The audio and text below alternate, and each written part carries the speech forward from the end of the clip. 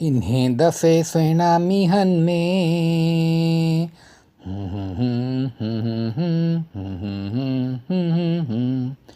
इन्हें दफ़े सुहिणा मींहंनि में बाहि लॻंदी शरीर में मींहुं पइजी वेंदो ऐं अखियूं सिकंदियूं पर कजी न सघंदासीं असीं ॿई हिकिड़े ई अंगण में। इन्हें दफ़े सुहिणा मींहंनि में बाहि लॻंदी शरीर में मींहुं पइजी वेंदो ऐं अखियूं सिकंदियूं पर गजी न सघंदासीं असीं ॿई हिकिड़े ई अंगण में।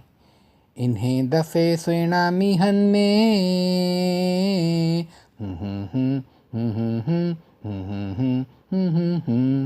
ला ला ला ला ला ला ला ला ला ला ला ला ला ला ला ला ला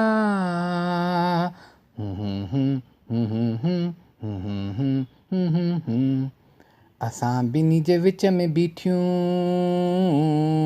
केतिरियूं भितूं हाय असां ॿिन्ही जे विच में बीठियूं केतिरियूं ई भितूं कीअं ॿुधंदसि मां मिठा प्यार जूं ॻाल्हियूं लिकी लिकी हाणे ताईं लख करियो कोशिश सुहिणा गजी न सघंदासीं असीं ॿई हिकिड़े ई अंगण में। इन्हें दफ़े सुहिणा मींहंनि में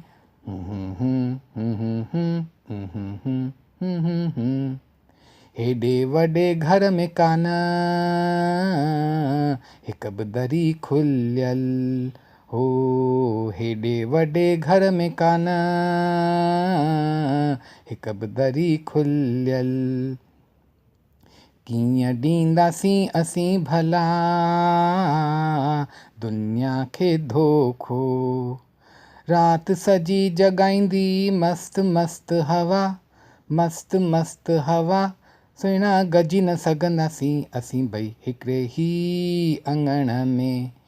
इन्हें दफ़े सुहिणा मींहंनि में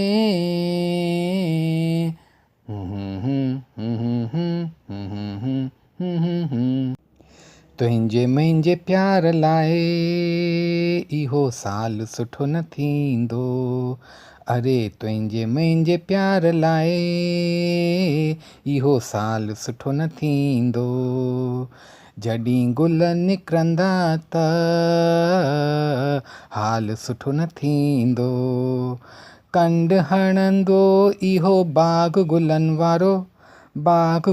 वारो सुहिणा गजी न सघंदासीं असीं ॿई हिकिड़े ई अंगण में। इन्हें दफ़े सुहिणा मींहंनि में बाहि लॻंदी शरीर में मींहुं पइजी वेंदो ऐं अखियूं सिकंदियूं पर गजी न सघंदासीं असीं ॿई हिकिड़े ई अंगण में। इन्हें दफ़े सुहिणा मींहंनि में